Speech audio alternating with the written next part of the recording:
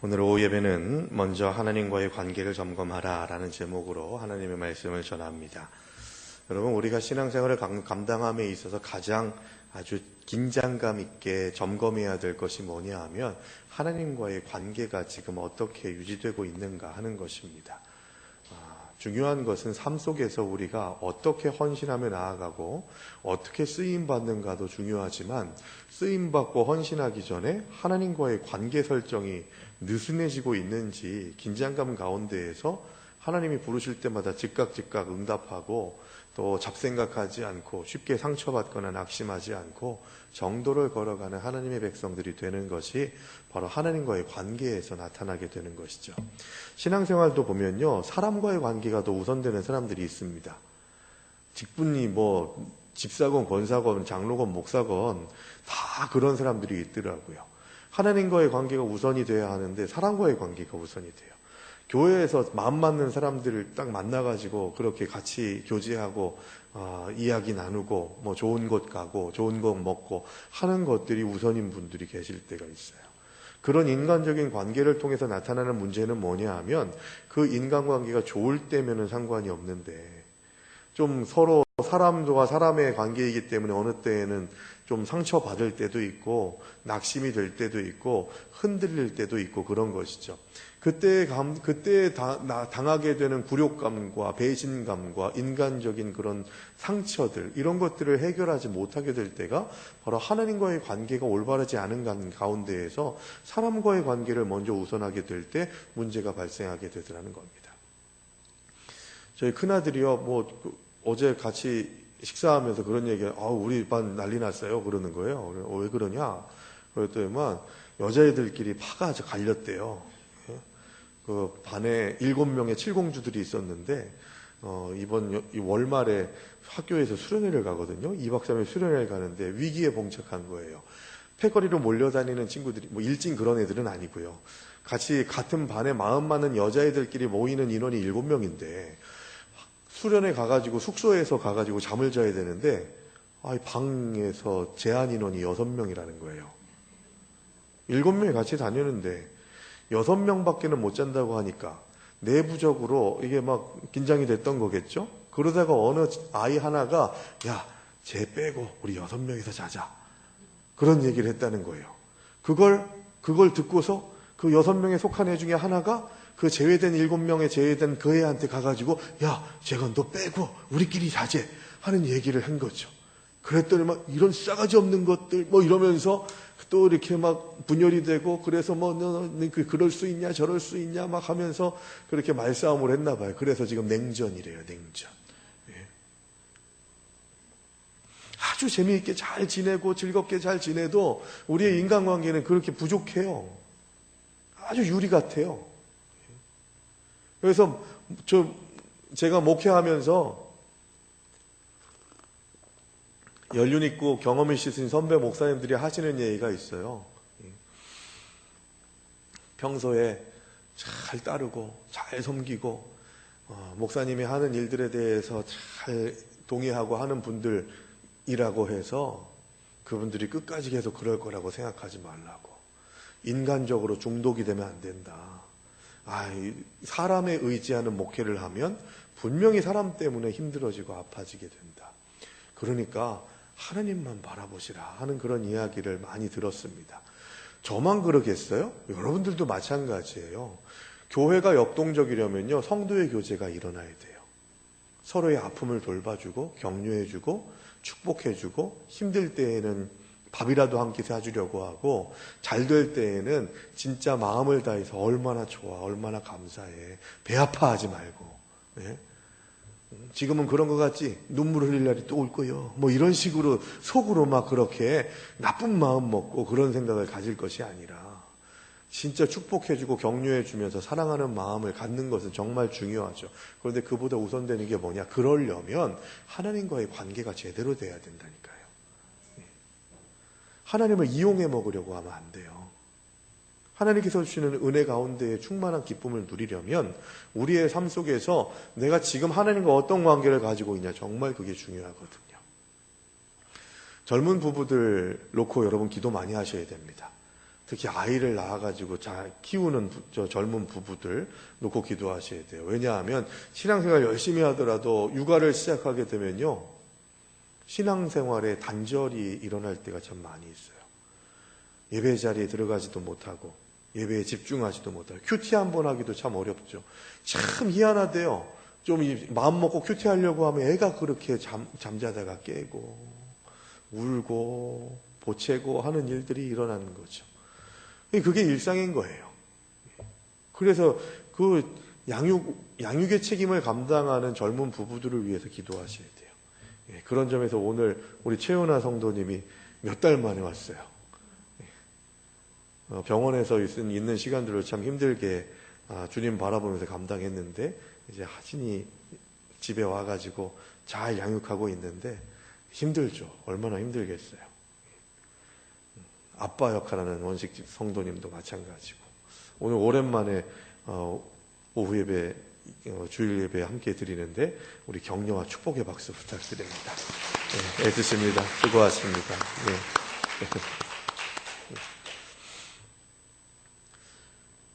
하나님과의 관계가 단절되지 않도록 몸부림치셔야 돼요. 이게 우리가 가지고 있어야 될 대단히 중요한, 가장 중요하게 하나님과의 관계에서 물어야 될 질문이라는 거죠. 그런 점에서 오늘 성경 본문의 말씀, 사무엘상 4장의 말씀은 대단히 중요합니다.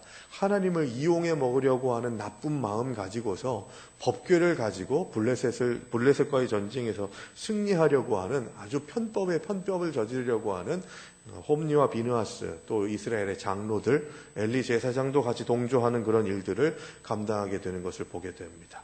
인간적이지 않고 맹목적인 믿음은 미신과 다를 바가 없습니다. 하나님과의 인격적인 만남을 통해서 하나님을 믿는 믿음이 성숙해가는 것이지 맹목적으로 그렇게 미신을 믿는 것처럼 종교 생활을 해서는 안 된다는 것이죠. 기독교 신앙생활을 해야 되는데 종교 생활을 해서는 안 된다는 겁니다.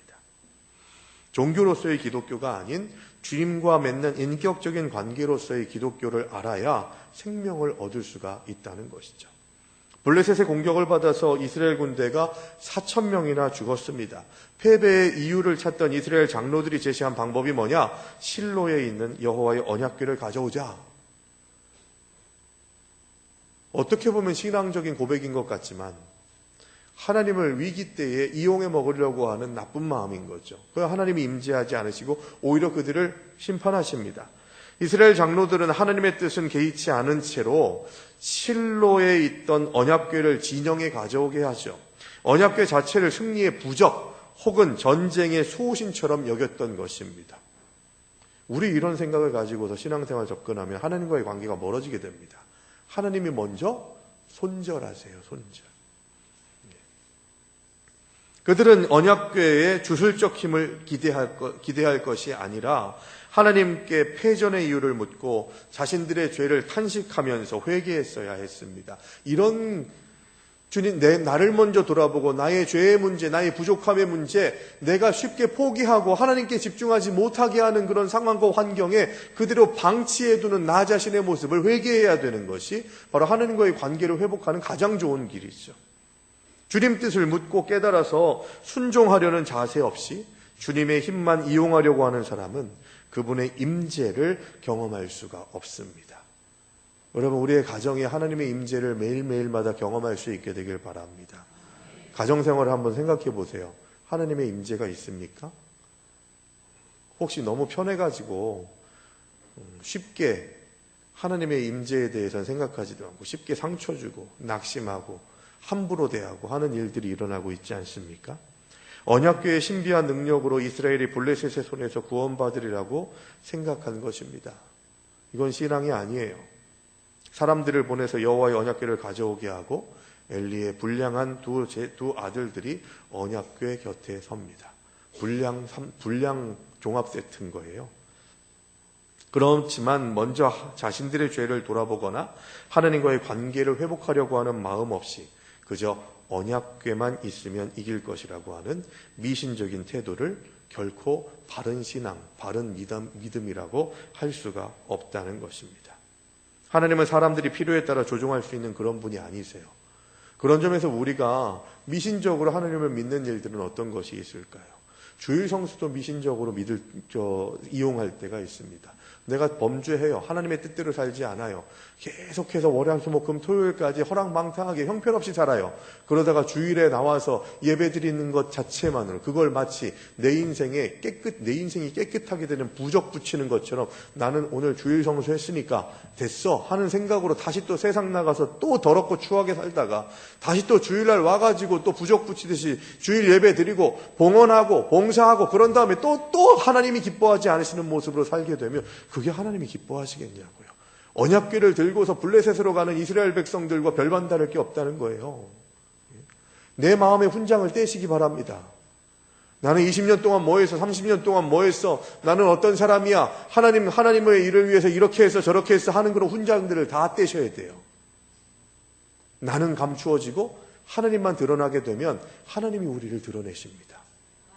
내가 나를 드러내려고 하면 문제가 생긴다니까요. 하나님과의 관계가 어그러진다니까요. 너는 네가 받을 복을 지금 네가 스스로 다 받고 있구나. 그러니 내가 줄 복은 너에게 허락되지 않을 것이다 라고 하는 징계의 메시지가 들어올 수 있다는 겁니다. 하나님을 조종하려고 하고 하나님을 내 마음대로 컨트롤하려고 한다면 그게 하나님이겠냐고요. 하나님이 제일 싫어하시는 겁니다. 하나님은 나의 주님, 우리는 하나님의 백성입니다. 백성이 주인 되시는 하나님을 어떻게 컨트롤할 수 있겠어요? 어떻게 만들 수 있겠어요? 우상은 내가 만드는 거예요. 내가 값을 치르고 뭔가를 사는 것이죠. 구슬 한 번 하더라도 10만 원짜리, 50만 원짜리, 100만 원짜리, 1000만 원짜리, 1억짜리가 있지 않습니까? 예? 그건 뭐예요? 내가 사는 거예요. 내가 만들어내는 것이죠. 자, 내가 얼마짜리 구슬했으니까 내 마음에 평안이 왔다. 내가 내 값을 치르는 거예요. 그게 은혜입니까? 내가 값을 치른 건데 내가 당연히 받을 권리라고 생각하죠. 그러다가 안 되면 구슬했는데 부적을 붙였는데도 뭐가 안 되면 그때 가가지고 야, 왜 안 되는 거야? 내가 그렇게 했는데 하는 그런 생각으로 불평불만하게 되죠. 그런데 믿음은 그런 게 아니에요. 내가 이렇게 했으니까 이렇게 해주실 거야. 이게 아니라 모든 주권이 하나님께 있습니다. 이 고백이 있어야 되는 거예요. 그래서 궁핍할 때에도 부요할 때에도 잘 나갈 때에도 조금 걸림돌이 있을 때에도 기쁠 때에도 슬플 때에도 언제든지 하나님과의 교통함이 항상 있으면 때에 맞는 은혜를 누리는 자가 될 줄로 믿습니다. 그게 바로 우리가 지향해야 할 하나님의 백성들의 삶이라는 것입니다.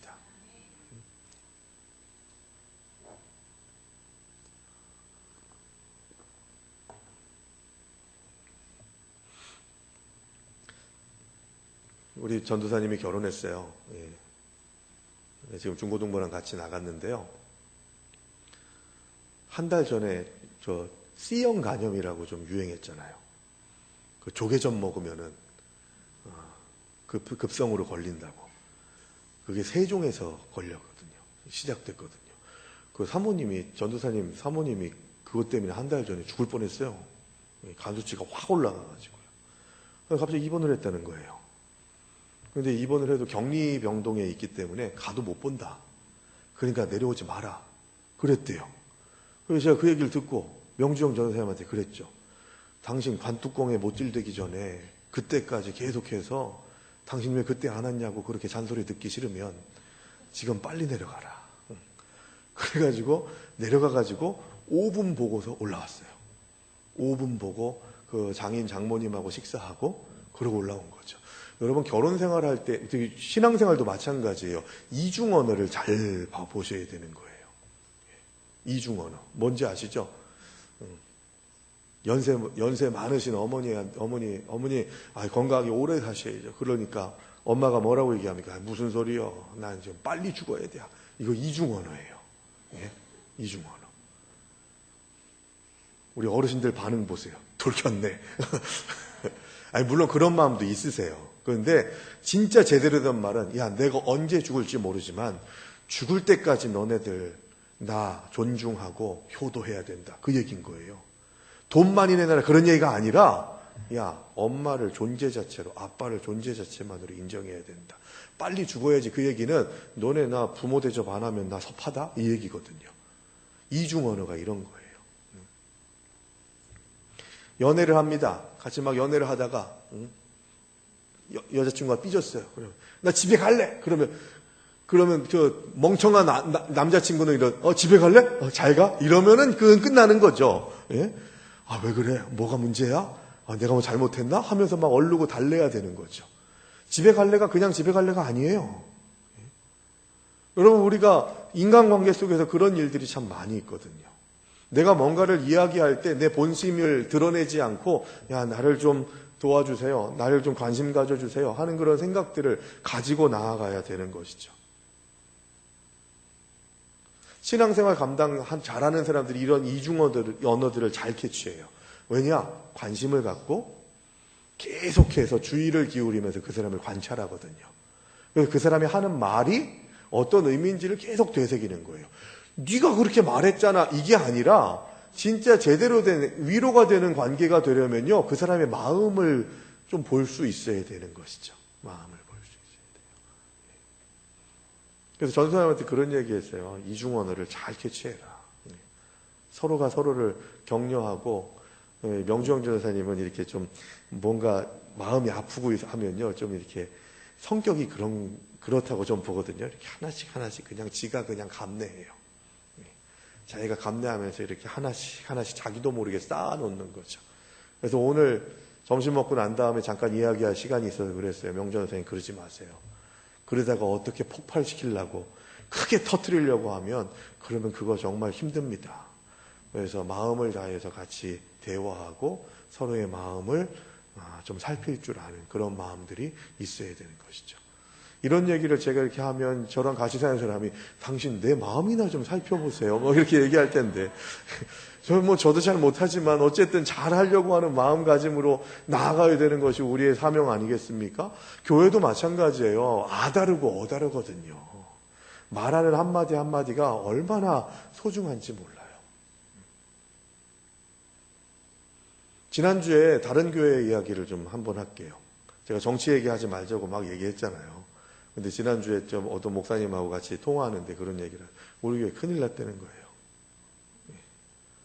왜 그러세요? 했더니만 정치 문제 때문에 큰일 났대요. 어떻게 큰일 났는데요?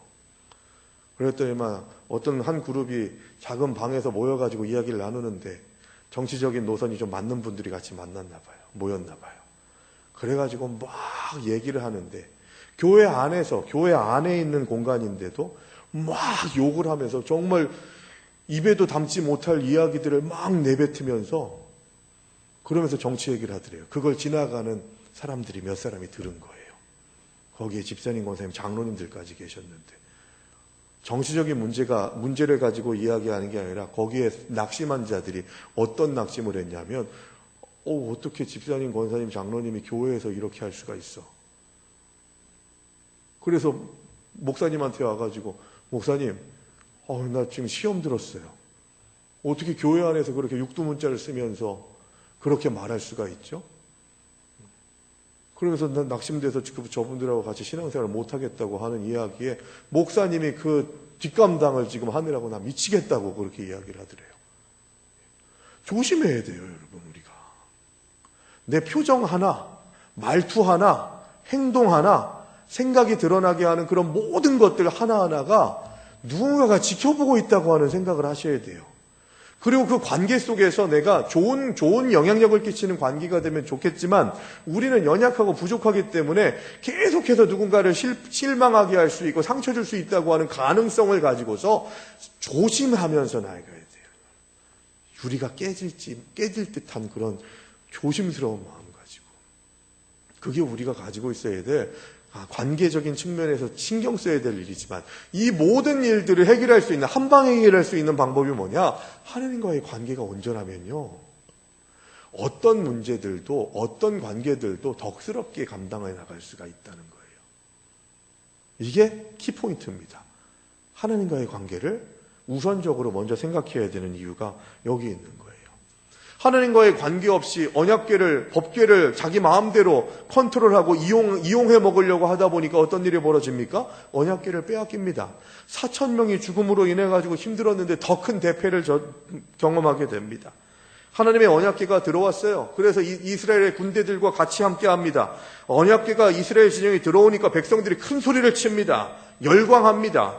그 소리를 들은 블레셋도 저들이 믿는 하나님의 언약궤가 저기에 들어갔다고 하니까 이제까지 이스라엘 민족들이 큰 승리를 거두었을 때 하나님이 함께 하셨는데 이번에는 우리가 당할 판인가 보다 하는 생각에 쫄아버린 거죠. 쫄아버렸어요. 근데 결과는 어떻게 됐습니까? 쪼는 걸로 끝나는 게 아니라 부딪혀 봤더니 그냥 후두둑 떨어지게 되는 것이죠. 과거에 하나님이 이스라엘을 구원하시고자 여러 재앙으로 애굽을 치신 사건, 이런 것들을 블레셋이 알고 있었기 때문에 그들이 처음엔 두려워했습니다. 그런데 하나님이 그 전쟁 자리에서 임재하지 않으시는 거예요. 내가 필요할 때 항상 임재하시는 게 아니에요. 하나님은 주권적으로 역사하시는 분이시기 때문에 내가 임재할 곳을 선택하시는 분이 하나님이십니다. 그래서 내가 서 있는 자리가, 내가 가는 곳마다 하나님이 계시길 원한다는 게 그게 제대로 된 고백이 아니라고 했죠. 하나님이 계신 곳에 내가 있게 하여 주시옵소서. 이게 우리 고백이 되어야 된다는 거예요. 구름기둥과 불기둥이 그렇다니까요. 우린 오해하는 게 이스라엘 민족이 가는 곳마다 구름기둥과 불기둥이 따라왔더라, 이게 아니라니까요. 성경을 제대로 읽으세요. 구름기둥과 불기둥이 움직였을 때 그들이 피곤했건 좀 더 쉬고 싶건 더 갈 수 있건 아니건 간에 구름기둥과 불기둥이 움직이고 멈추고 했을 때에 이스라엘 진영이 움직이고 멈추고 했다는 것을 잊으시면 안 돼요. 내가 주가 아니고 누가 주예요? 하나님이 주신 거예요. 하나님이 주권이 있는 거예요. 하나님이 임재하실 자리, 그렇지 않은 자리를 하나님이 선택하십니다. 그러므로 내가 있는 자리에 하나님이 오시옵소서, 이건 내 위주고 하나님이 계신 곳에 내가 가게 하옵소서, 이 고백이 돼야 되는 거예요. 우리가 왜 예배를 드립니까? 이 화평교회 예배당에서 왜 예배 드립니까? 내가 여기 와서 예배를 드리니까 하나님 와주세요가 아니라 하나님 이 자리에 계시니 내가 여기 와서 은혜 받길 원합니다, 이 고백이에요. 말장난 같죠? 질적으로 다른 거예요. 주권이 누구한테 있냐? 누가 칼자루를 쥐고 있냐의 문제인 거예요, 신앙생활은. 내가 뭔가를 할 수 있다고 생각하니까 예배도 막 마음대로 하잖아요. 내가 마음대로 할 수 있다고 생각하니까 내 기분에 따라서 봉사할지 헌신할지 말지를 내가 내 기분에 따라서, 내 생각에 따라서, 내 스케줄에 따라서 막 하잖아요. 하나님이 기뻐하시겠냐고요. 언약궤를, 법궤를 그렇게 자기 마음대로 사용하고 하나님의 임재를, 하나님의 성령의 사역을 이벤트화 시키게 되다 보니까 계속해서 하나님과 함께 동행하는 삶을 살지 못하고 하나님과의 관계가 온전하게 이루어지지 못하게 되는 것이죠. 4,000명이 그 앞 전쟁에서 죽게 되는 그런 참 슬픈 그런 패전의 길을 걸어갔는데 법궤를 가지고 갔더니만 3만 명이 죽은 거예요. 3만 명이. 무너지게 하시는 거예요. 거기다가 에라 이놈들아, 너네들이 법궤를 이렇게 이용해 먹었어? 블레셋으로 법궤까지도 빼앗기게 하리라. 하나님의 실패인 것 같지만 그렇게 이들이 정신 차리게 하시기 위해서 하나님은 블레셋까지도 가시는 분이십니다. 그때 당시에 인식이 어떤 거였어요? 한 나라와 한 나라가 싸울 때 그 싸움은 신들의 싸움이라고 그렇게 생각했어요. 블레셋의 신과 이스라엘의 신이 싸운다고 생각했다니까요. 그런데 하나님께서는 이 이스라엘 백성들이 정신 차리게 하기 위해서 블레셋에도 이스라엘 백성들을 지게 하셔서 하나님 별거 아니네 하는 그런 생각도 그대로 그렇게 감당하게 하시고, 그래서 하나님의 승리는 블레셋의 다곤의 신전에 갔을 때, 그 법궤가 다곤의 신전 그 신상 옆에 있을 때 다시 그 다음날에 들어가 봤더니 목도 잘리고 팔목도 잘리고 다리도 잘리는 다곤의 신상이 무너뜨려지는 그런 하나님의 승리를 하나님께서 스스로 이루시는 일들을 보게 됩니다. 정신 차려야 돼요, 여러분. 우리에게 무너짐이 있습니까? 그럼 하나님과의 관계를 생각해 보셔야 돼요. 나는 지금 하나님과 어떤 관계 속에 있는가? 이게 정말 중요하다는 것이죠. 우리가 낙심하고 절망할 때 제일 먼저 하나님과의 관계가 무너집니다. 하나님께서 나와 함께 하신다고 하는 확신이 흐트러지게 됩니다. 우리 주님은 신실하신 하나님이세요. 믿으십니까? 신실하시다는 건 뭐냐? 믿을만하다는 얘기예요. 변함없다는 얘기예요. 어제 다르고 오늘 다르고 내일도 다를 것이다, 이게 아니라 항상 그 자리에 계시고 항상 나와 함께 하시고 변절하지 않으시는, 약속을 지키시는 하나님이시라는 거죠. 문제는 뭡니까? 하나님은 신실하신데 나는 신실하지 않아요. 그래서 하나님에 대한 신실성을, 하나님을 향한 신실성이 흐트러지게 될 때 우리는 하나님의 능력도 차단되게 되고 허물어지게 된다는 것을 잊어서는 안 됩니다. 그래서 우리는 신실하신 하나님을 만나기를 고백하면서 매일매일마다 나와 하나님과의 관계도 신실한 관계가 되게 해달라고 기도할 수 있어야 되는 것이죠. 그래서 하나님과의 관계, 이것을 유지하는 길은 바로 하나님이 나에게 신실하신 것처럼 나도 하나님께 신실한 자가 되기를 원합니다 하는 고백이 우리에게 있어야 되는 것이죠. 이런 믿음의 고백으로 오늘 이번 한 주 승리하시는 신실함 가운데에서 주님과의 관계가 더 풍성하게 승리하는 삶으로 연결되시기를 주의 이름으로 축원합니다.